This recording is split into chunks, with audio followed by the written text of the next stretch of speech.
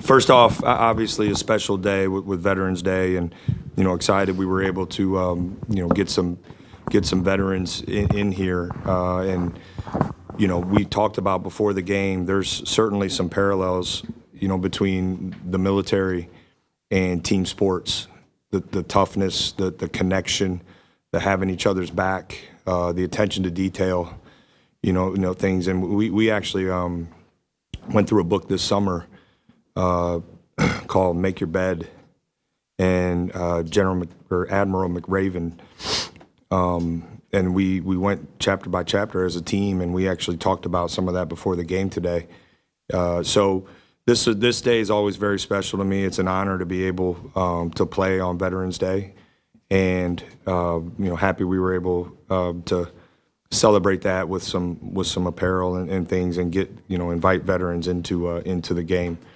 Now, in regards to the game, really proud of the toughness and defensive connection we showed. Obviously, not an ideal start offensively, and a little different to how we have started so far this season, but really proud of how we leaned on our defense.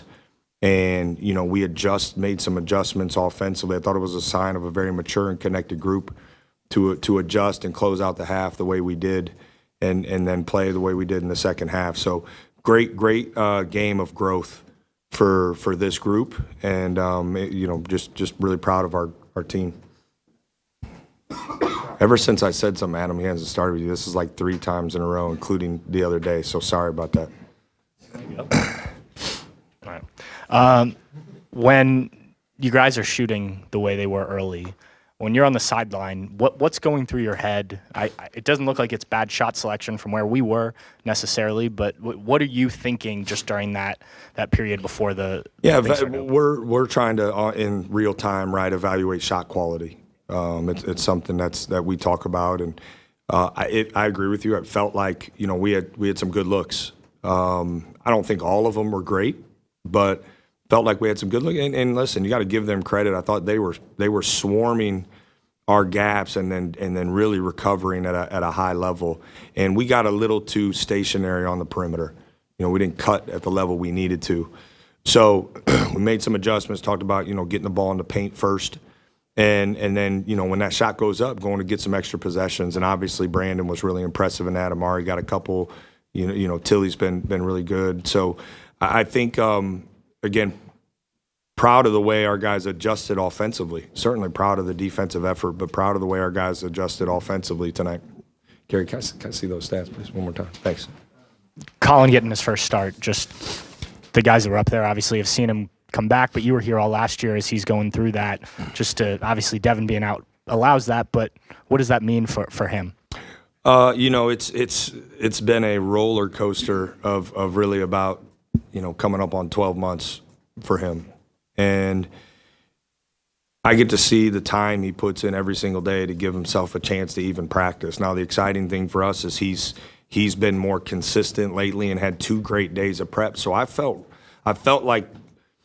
he earned the right to play well.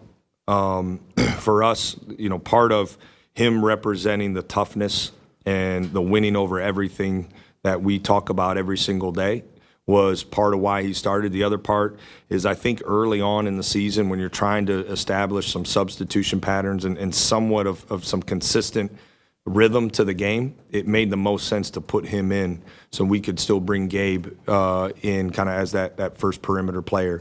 So those were the two big reasons. Colin earned it, and it's not to say some other guys didn't, but that combined with trying to establish some consistency with our substitution patterns was the big reason.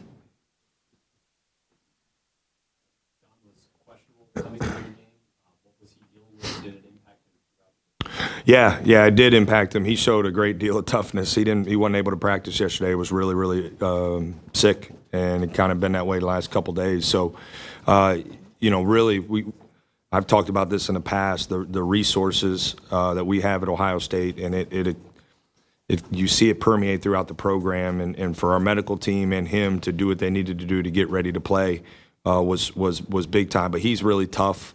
You never question his competitiveness or his like, he loves to hoop, and it's part of what I love about him. And so, when I kind of saw him before, we left last night. I felt pretty confident that he would turn the corner.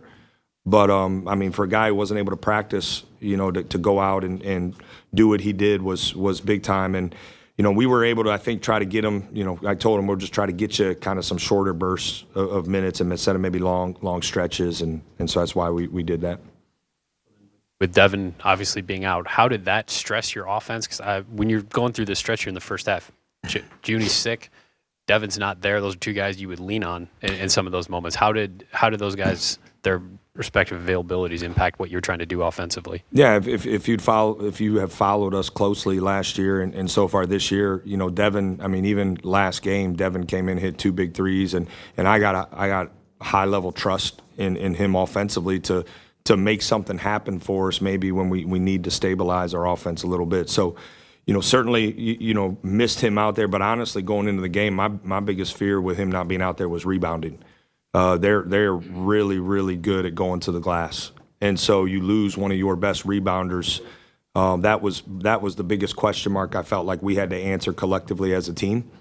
Offensively, I don't know. I think some of it just was tonight. We just didn't shoot it as well. I think him being out there and there being some just lineup adversity maybe played a small role, but I don't want to put too much into that. I think some of it was their defense, and don't want to discredit that, but also we missed some looks we usually make. Each of the first 2 games, I think you guys hit your first 5 or 6 shots from the floor and really got out fast. Today, I think it was 1 of 14 and 0 of 8 on threes. It felt worse. The question I have, was it a sense that maybe you guys were settling for jump shots and not getting the ball inside, and then eventually when you did, some things kind of kicked open for you a little bit? Yeah, I think there were a couple I'd like to have back and get paint touches first. I think that's part of it. We're going to be aggressive from 3, and I don't want guys kind of being hesitant, but we got to be smart, right? And we don't want to waste possessions. And I think for us, we talked about, again, we adjusted in timeouts. Like, we got to play through the paint. We're evaluating the quality of shot we're getting after paint touch, and I think we saw that improved. And then that put a lot of pressure, on their defense. They couldn't be as aggressive because we drew some fouls. They were super aggressive, and when we were going side to side, we kind of let them be aggressive. So we had to meet their aggressiveness defensively with our own aggression. And I thought we did a better job of that, to your point, after the start was what? 1 of 14 and 0 of 8. The other question I had was Noel, I greeted you when he came in here, his 30th career double-double. Wow. 29 of those obviously at Wright State. And he had played well, it felt like, against Ohio, and then didn't maybe score as many points the last 2 games. Was there a case of you wanting him to just turn it loose and attack, and we saw maybe the best of him tonight perhaps, or a better version of him? Yeah, well, he also played really well against Tennessee. And, I think that the one thing he and I have been talking about over the last week and through the first 2 games is be aggressive, play with the physicality, and you can do that off the ball as well with this cutting and going to the glass. I want him, shooting with confidence from 3. I believe in his ability to shoot out there. And so, for us, he's got to be a weapon. I think the best thing he did tonight, though, was on defense. I thought his communication was much improved. He played with more force and physicality on that side, and you see that with his defensive rebounding numbers. But his anticipation on because we put him in a tough spot. We weren't switching, a pick and pop big there for the first half, and he got caught a little too deep at times for the return, but. He adjusted, he anticipated better, and I thought defensively was just as good as what the stats say, which is a great sign for us as he continues to improve. Christoph's obviously getting the message that he's got the green light from deep. I struggled a little bit tonight, 0-6. Looked like maybe he was getting his head a little bit. I don't know if you've been able to talk to him about that. Is that something you do talk to him, or what will you say? Well, and when I see him, I'm going to say, hey, you just missed, you went 0-6, so that means the next one's probably going in. So, when you got time and space, fire that thing. And it was important to me to keep encouraging him to shoot, because there won't be It's not going to be too many times he shoots like that. We've tracked it all off season. So I think him getting up, 5 or 6 was important, especially when he missed the first few. So yes, he knows, and we talk about just the belief we have in him to do that, and then you see his ability. After he shot I think he shot the 6th one. The next one he had another wide open look, and he drove it and had an assist to, I believe it was Brandon. So his assist numbers are huge for us, but we want him to be aggressive up there. He's got to continue. He won't have too many times like this. Yeah, you mentioned this being how connected you were defensively in this game. What do you think was the big step you took on that end of the floor tonight? I think rebounding, and we've now, from game 1 to game 2 and game 2 to game 3, our ability to take what we're doing in practice from a scouting standpoint and go out and execute on defense in those details has keeps getting better and better. But it starts with rebounding. This is a very good rebounding team. A very good rebounding team, and it's representative of a Big Ten team. They got multiple bigs out there. They're athletic, they're physical, and they're going to be a good rebounding team all year. I really believe that. So that was big time for us to show the growth with all the work we've been doing in regards to that, but also impressed with our execution of the scouting report as well.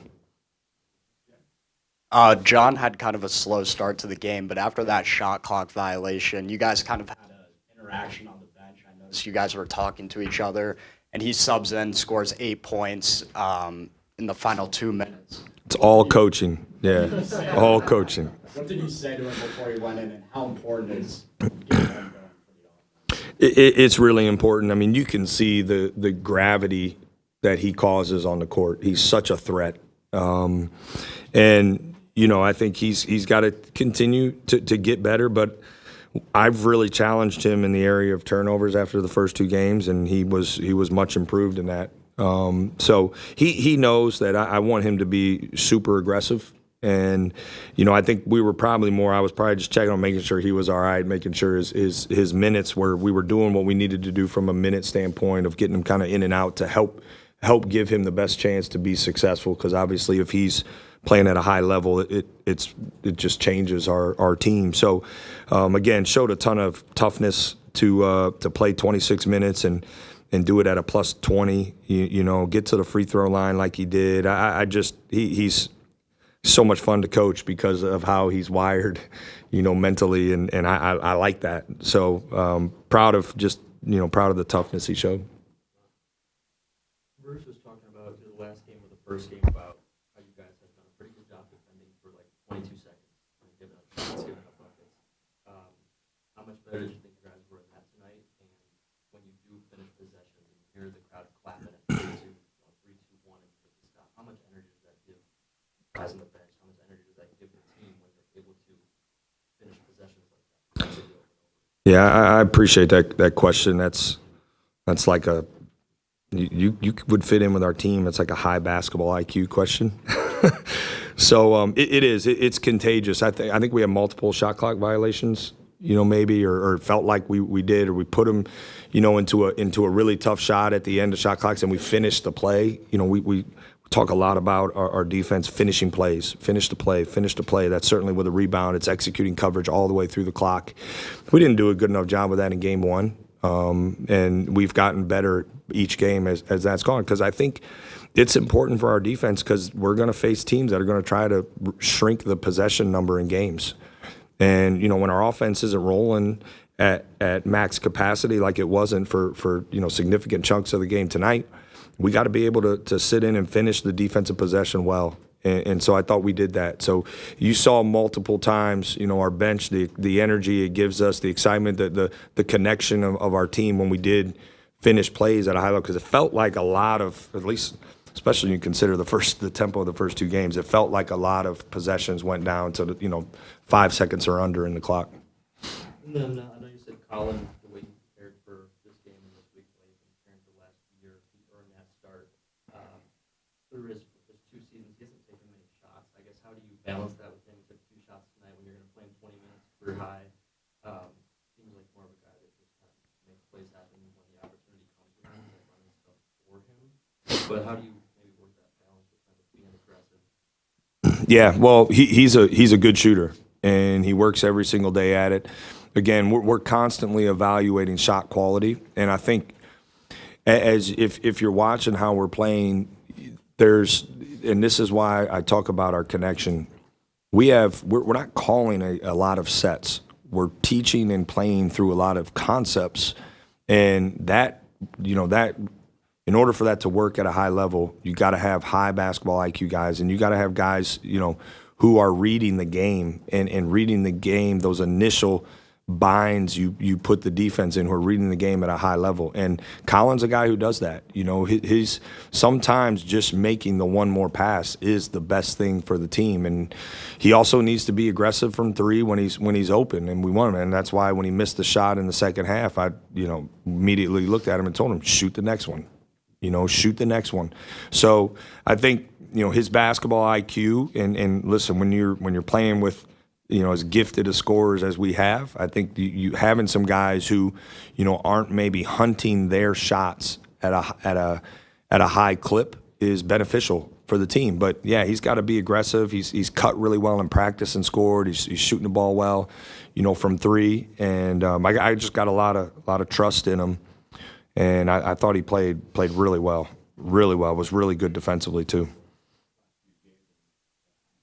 Jake, so earlier you referenced the book, Make Your Bed. What were some of the points you brought up to your guys today, and how does that tie into the resiliency that you saw tonight? Yeah, well, I got to give President Carter credit for introducing me to that author. And I had read another one of his books, and this one we felt like would be great for our team. And so the chapter, and I don't remember what chapter it is, maybe our guys can tell you, but we talked about in the book, they reference carrying a raft, all right, and it takes everybody. And when someone is sick or someone's injured, which we faced, like guys just got to hold on a little tighter. They got to hold on a little stronger, and help kind of that sick or injured guy, like carry that. Carry what you're missing. So it just seemed to apply in really every way to tonight's game. And it's a book we've referenced, multiple times since we finished it. And again, I think President Carter, who's such an impressive leader, thankful for his introduction into it's Admiral McRaven, right? Did you look? Yeah, I think the introduction to his work. It's been really beneficial for me. And he gave a speech, I want to say it might have been at Texas, and that's where the book is kind of, so the book references that. Really, really powerful, great for team building, and our guys, did a great job reading it. So we leaned on that, thought it applied.